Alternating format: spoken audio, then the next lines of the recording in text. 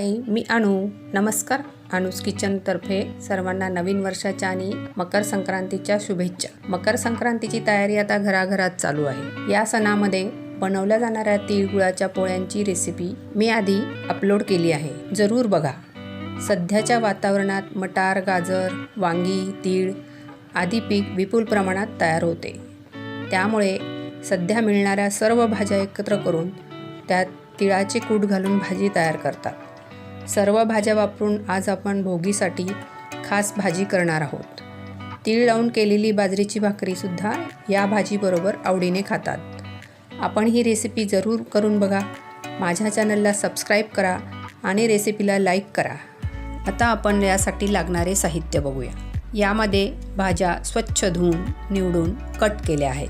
1 मोठे वांग, 1 बटाटा, पाववाटी मटार, अर्धी वाटी वालाच्या शेंगा, अर्धी वाटी पावटा, अर्धी वाटी गाजर, अर्धी वाटी ओला हरभरा याला घाटेही म्हणतात, 3 पीस शेंगा, 2 फरसबी शेंग, पाववाटी गवार शेंग, 2 बोरं कट केलेले, पाववाटी ओले दाणे, पाववाटी कोथिंबीर चिरलेली, पाववाटी तिळाचा कूट, 2 चमचे शेंगदाणा कूट आणि थोडेसे तीळ. आता वाटणासाठी लागणारे साहित्य बघू. 1 मोठा कांदा चिरलेला, 9 ते 10 लसूण पाकळी, थोडेसे अद्रक आणि मसाल्यासाठी काय काय लागते ते बघू. 1 चमचा लाल तिखट, 2 चमचे गरम मसाला, 1 चमचा हळद, 1 चमचा धने पावडर, 1 चमचा किसलेले खोबरे. आता तुम्हाला वाटेल, अरे बापरे, ही किती मोठी प्रोसिजर आहे. पण आधी 1 दिवस आधी जर आपण ह्या सर्व भाज्या याची तयारी केली तर भाजी करायला सोपे जाते. तुम्हाला अजून माहिती हवी असेल तर डिस्क्रिप्शनमध्ये बघा.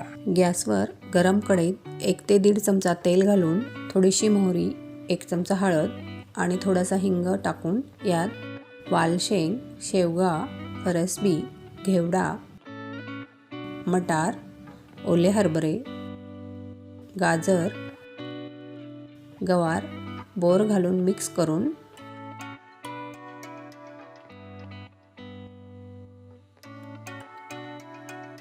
यात बटाटा, वांगे सर्व भाज्या मिक्स करून 10 मिनिटे तेलावर वाफवून घेऊया. भाज्या वाफवून घेतल्या की याचा उग्रपणा कमी होतो आणि भाजीची चवही छान येते. भाज्या वाफवून होईपर्यंत वाटणाचे मिश्रण करून घेऊया. गॅसवर गरम तव्यावर चिरलेला कांदा घालून यात थोडेसे तेल टाकून कांदा ब्राऊन होईपर्यंत भाजून घेऊ.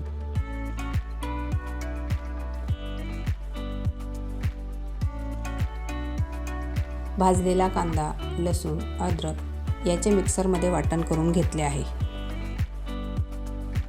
आता आपण भाजी बनवायला सुरुवात करूया. या भाजीला तेल जरा जास्त लागते.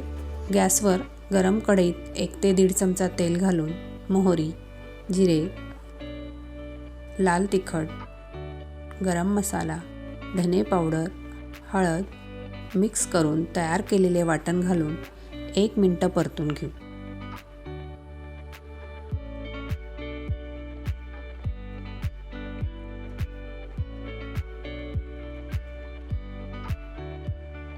यात किसलेले खोबरे आणि ओले शेंगदाणे, थोडेसे तीळ, चवीनुसार मीठ घालून मसाल्याला तेल सुटेपर्यंत शिजवून घेऊ.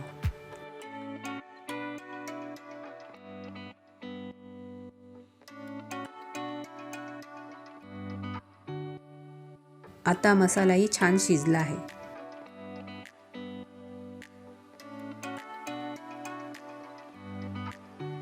सर्व भाज्याही 10 मिनिटं परतून झाल्या आहेत.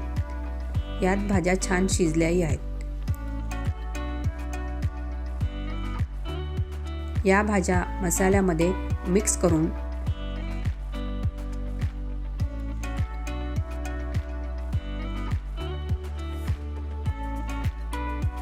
दाण्याचा कूट, तिळाचा कूट, कोथिंबीर आणि थोडेसे तीळ घालून मिक्स करून यात गरम पाणी टाकून भाजीला चांगली उकळी आली की 10 ते 15 मिनिटं शिजवून घेऊया.